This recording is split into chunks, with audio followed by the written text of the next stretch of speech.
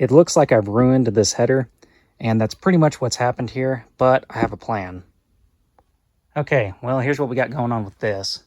Trying to get these headers fit in here. So this one, I really don't think is going to have many issues. I got pretty good clearance between everything. It's away from the wiring harness. The only real things I'm going to have to mess with are, it's hard to see because everything's painted black, but there's part of the JTR motor mount bracket that I'm going to have to trim the end of it off because it's actually hitting the flange on the collector right now. It's not needed anymore. It's just extra material on the bracket so you can scoot the motor back, which I have the motor pretty much scooted all the way forward, so I can just cut that off, weld up the end of it, and be done. So as far as this header goes, I think we're good. The other thing I'm gonna have to do is get heads with splayed spark plugs, because that is way too tight to ever live. The only real problem I foresee on this side is actually running the exhaust on this side might be a bit of a challenge with the whole starter and everything. Just, I don't know how that's going to work out.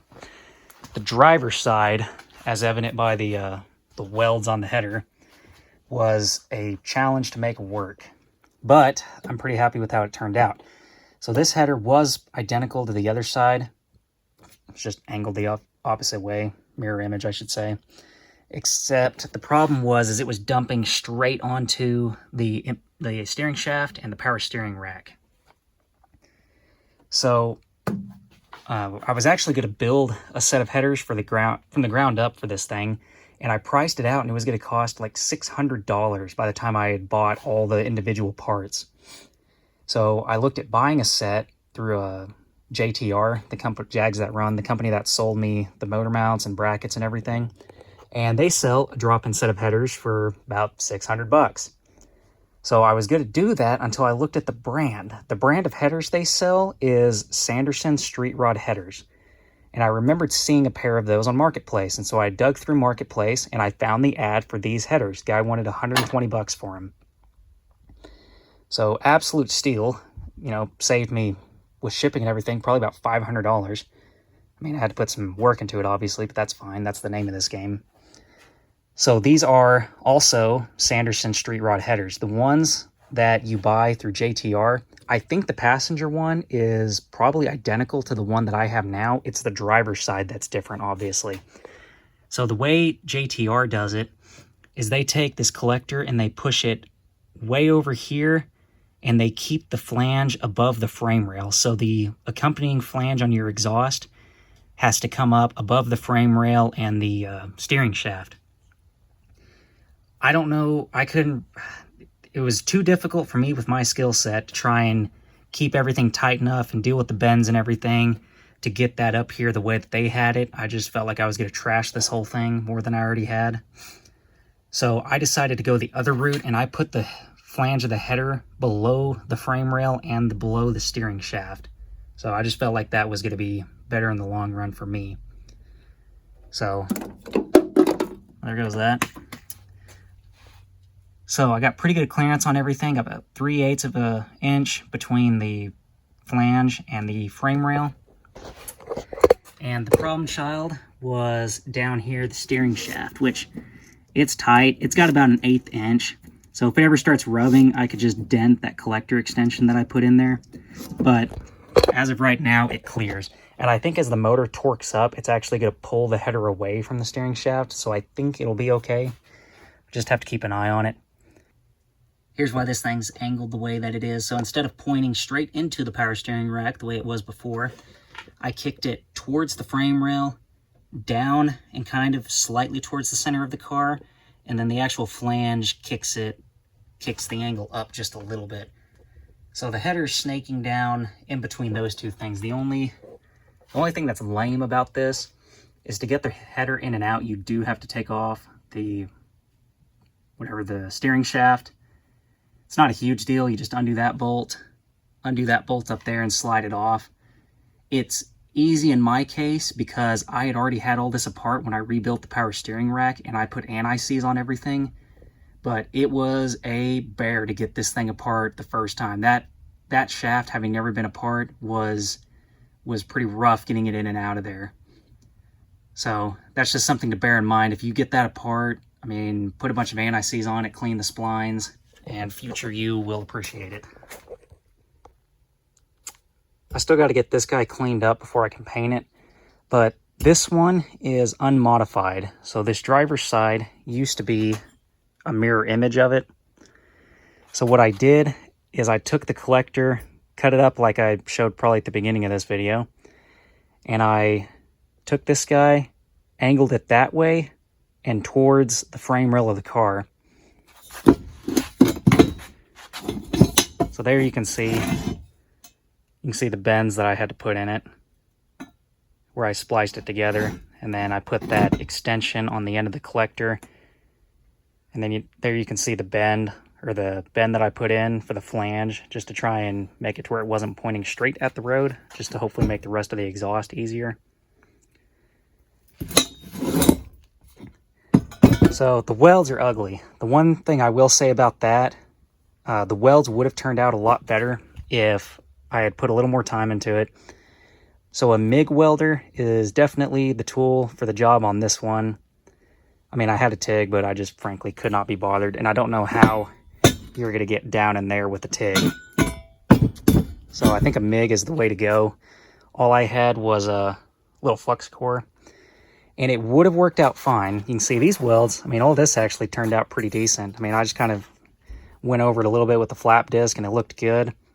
But the main problem that I was having here, especially here in this inside section, is there was just no way to keep it clean. So I just kept welding over it and, you know, trying to get in there with a brush, and you just can't keep it clean enough. The only way I think you could weld up the inside of here and have it even have a chance of looking decent is to media blast it. So that's what I did on this last attempt, is I'd weld about that far, everything would be covered in, you know, welding schmoo. It quit welding good, I'd take it out, blast it with media, clean it all back up, weld a little bit more, and I just kept doing that over and over again, and it sucked. But I don't know if there's any other way of welding up this inside with the flux core welder, just because I kept throwing weld at it originally, and that was getting me nowhere. So as far as I did have to add in little sections here, like that guy, and these two pieces were added in. I just bought a section of 1.5 inch header tubing. You know, it had a bend going this way, and then it had a section going up. So that worked out really good. I mean, that was pretty cheap. Had all the bends, way more bends and straight sections than I realistically needed. This was just a piece of exhaust tubing. And if you notice on this guy, it looks like it looks like I forgot to weld it. But I actually did. I just chose to weld it from the inside out because I didn't want to mess up this flange here, because you can see this original header, there's really not a whole lot of length to these original collectors. So I cut it off with a Sawzall as best I could, but there really wasn't enough room for me to weld on there where I was confident that I was actually, you know, going to be able to move the flange and, you know, wasn't accidentally going to weld it to the tube. So I think welding that from the inside is a good call.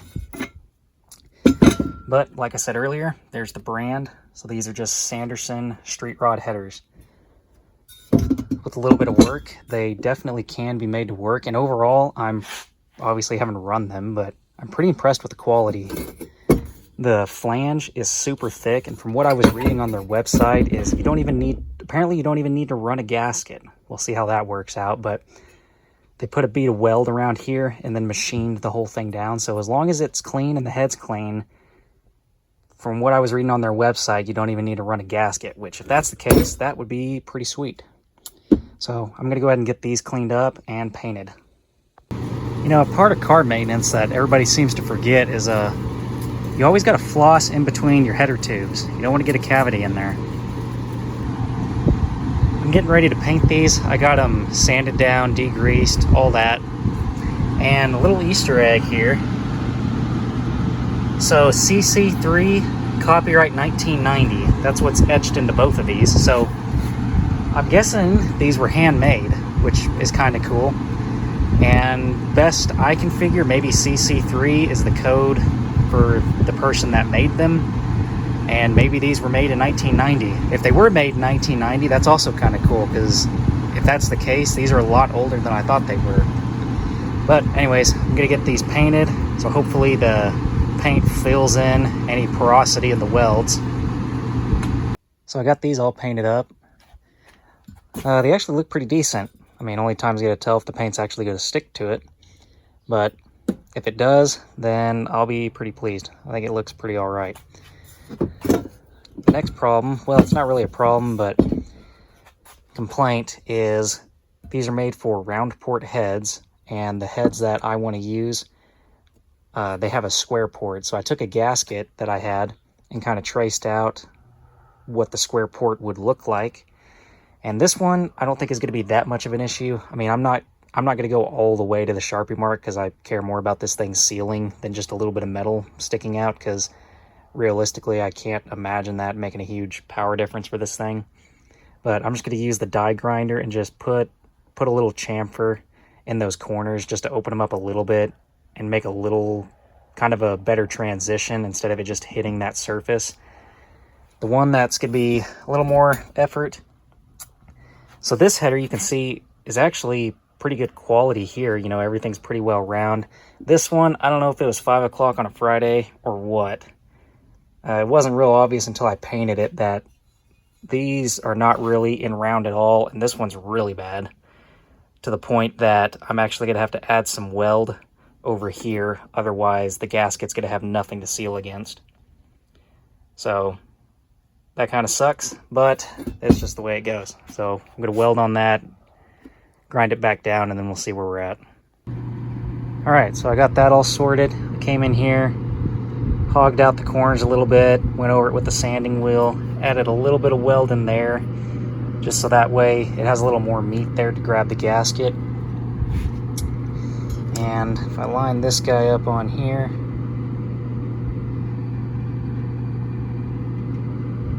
kind of hard to see because I painted it already, but it doesn't have these real pronounced corners anymore that it's going to be catching exhaust on. So it should flow a lot better than it was before. And it would have worked just fine before, but it just bugged me knowing that it was going to have that much of a misfit. So at least now it ought to flow decently okay.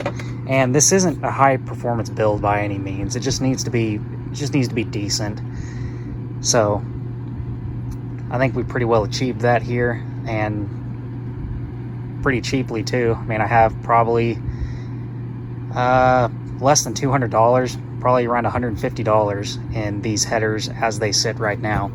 So they're not super pretty, but they will be functional. So next thing I think is going to be figuring out the exhaust from here out of the car. Not entirely sure. I don't have a good game plan on that, but I'm just going to have to figure it out. So we're going to call this good.